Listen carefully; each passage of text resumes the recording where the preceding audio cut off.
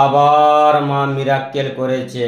ভক্ত বাবা বাড়ি আরামবাগ, উনি দীর্ঘদিন ধরে বাড়িতে বসে আছে, কোনো কিছু কাজকর্ম নেই।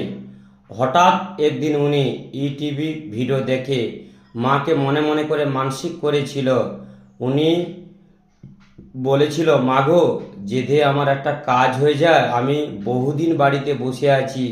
অনেক উনি ইন্টারভিউ দিয়েছে, কোনো কিছু সুরক্ষা হয়নি।